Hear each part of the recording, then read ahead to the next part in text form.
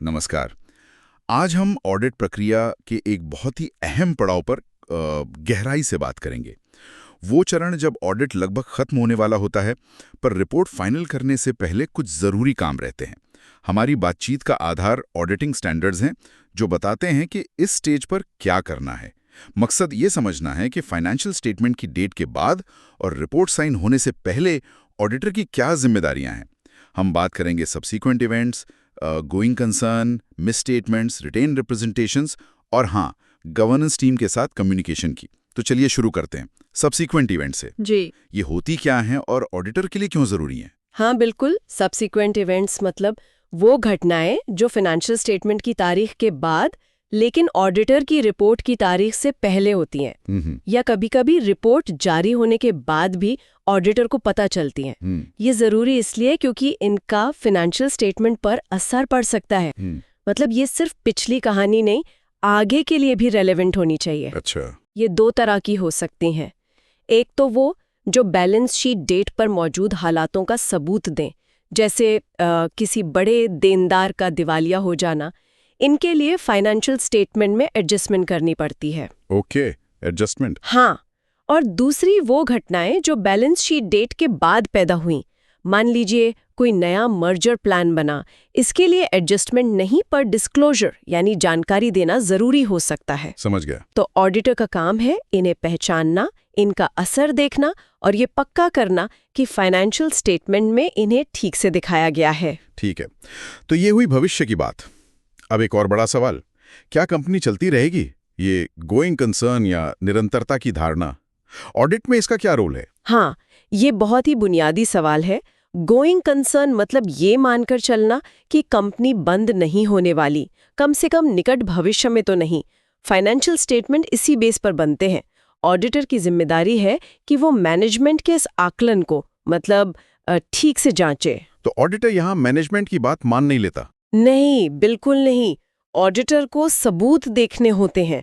ये देखना होता है कि कहीं कोई ऐसी मटेरियल अनिश्चितता तो नहीं है, मतलब कोई ऐसी बड़ी वजह जो कंपनी के भविष्य पर सवाल खड़ा कर दे। हाँ, बिल्कुल। जैसे लगातार घाटा हो रहा हो या कर्ज चुकाने में दिक्कत आ रही हो।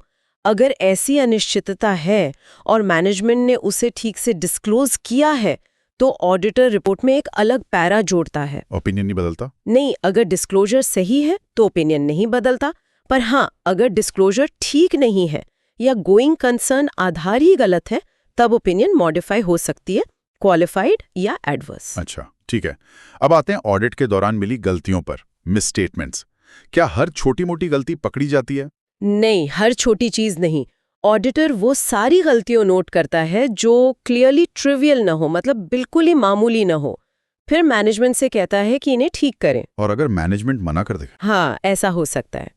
तो ऑडिटर को समझना होता है कि क्यों मना कर रहे हैं।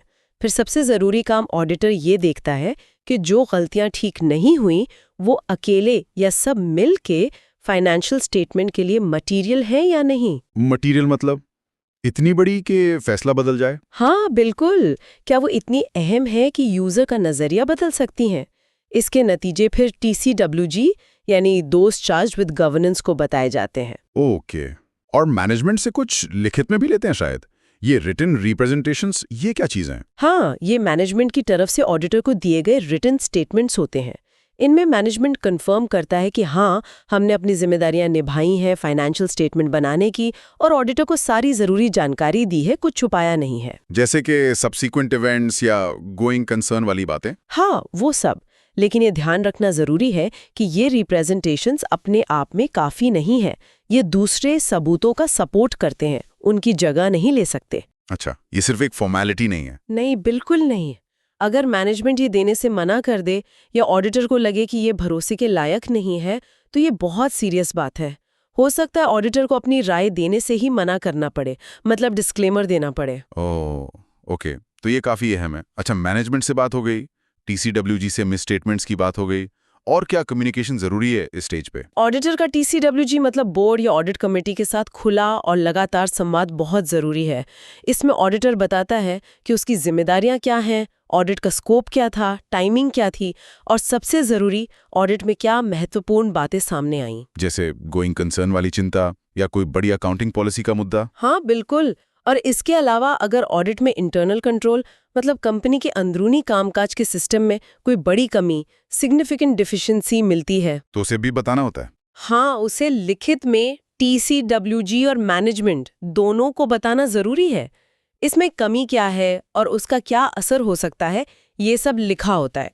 ठीक है। ये कम्युनिकेशन इसलिए जरूरी है ताकि गवर्नेंस लेवल पर लोग सही एक्शन ले सकें। तो अगर मैं संक्षेप में कहूं, रिपोर्ट साइन करने से पहले ऑडिटर को subsequent events, going concern, miss statements का असर, मैनेजमेंट से रिटेन्ड रिप्रेजेंटेशन और TCWG के साथ कम्युनिकेशन, इन सब पर ध्यान देना होता है। हाँ बिल्कुल।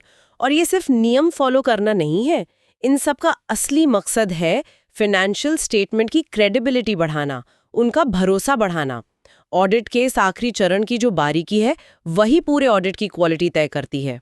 ये वाकई सोचने वाली बात है कि इन सारी प्रक्रियाओं और ऑडिट की अपने कुछ सीमाओं को देखते हुए कोई बाहरी स्टेक होल्डर बदलते हुए बिजनेस माहौल में फाइनेंशियल रिपोर्टिंग पर आखिर कितना भरोसा रख सकता है, इस पर विचार किया जा सकता है। धन्यवाद।